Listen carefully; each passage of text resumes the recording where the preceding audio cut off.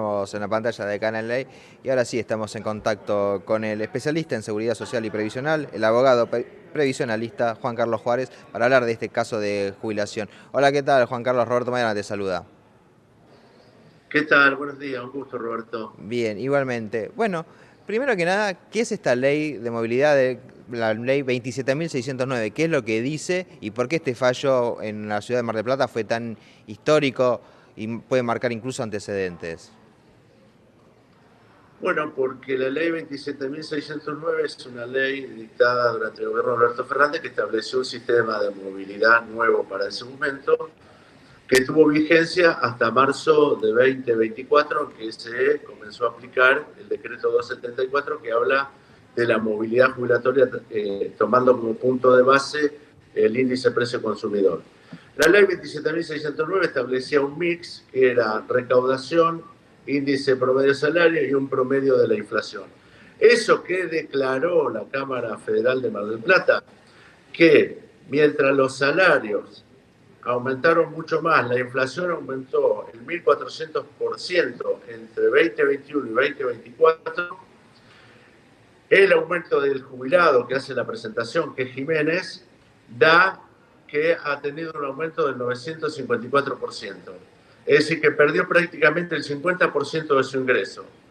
Declara la inconstitucionalidad de esa ley porque no respeta el índice que establece el artículo 14 bis de la Constitución Nacional, que es que tiene que tener progresividad, que tiene que tener actualización y que no puede perder, digamos, frente a lo que significa la tasa de restitución de acuerdo a lo que cobraba en actividad.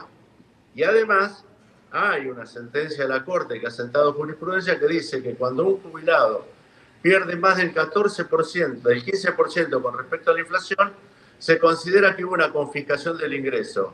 Y eso habilita a la actualización de la jubilación. En este caso, prácticamente está pidiendo una actualización del 50%. Este es el dato central de esta sentencia, junto a otras sentencias que ha habido en la Cámara Federal de Mendoza y en la Cámara Federal de Salta. Perfecto. Y Juan Carlos, hoy por hoy, ¿cuáles son las herramientas para, sobre todo, que tienen hoy los jubilados para guarecerse de estas medidas que obviamente afectan el bolsillo de un sector, como bien sabemos, que ya de por sí sufre mucho la situación económica, más allá de que siempre el gobierno trata de darle algún bono o alguna situación? Hoy por hoy los jubilados son uno de los sectores más golpeados. Todos los miércoles tenemos esta manifestación en pedido de que mejoren la situación económica de ellos. Pero ¿qué herramientas tienen hoy los jubilados para empezar a defenderse o empezar a tener más plata en el bolsillo? Cosa que es una necesidad imperiosa. Y bueno, la realidad es que los jubilados hoy, la jubilación mínima equivale, no alcanza a cubrir el 30% de la canasta básica total. La única herramienta concreta que tienen es iniciar un juicio por reajuste de haberes.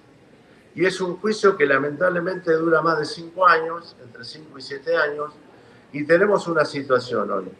En ANSES hay casi 100.000 sentencias firmes para pagarle a los jubilados que este gobierno no está pagando. Ni le actualiza el haber a los jubilados de acuerdo a esa resolución judicial, ni tampoco le paga los retroactivos.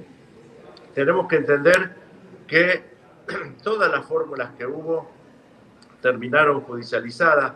Este decreto va a terminar judicializado también, porque en realidad para que no se judicialice debieran tener no una fórmula exclusiva, sino tendrían que tener una fórmula por el índice de precio consumidor, otra que sea por el incremento de los salarios y otra que sea por la recaudación. Y se debería aplicar mes a mes la más favorable al jubilado. Como eso no sucede, en el mes de abril la inflación que anduvo en el 3.4%, ese fue el aumento de los jubilados, mientras que la recaudación estuvo en el 7%, con lo cual ahí hubo mayor recaudación, pero menos aumento del jubilado. Todo esto, más tarde, más temprano que tarde, se va a terminar judicializando también.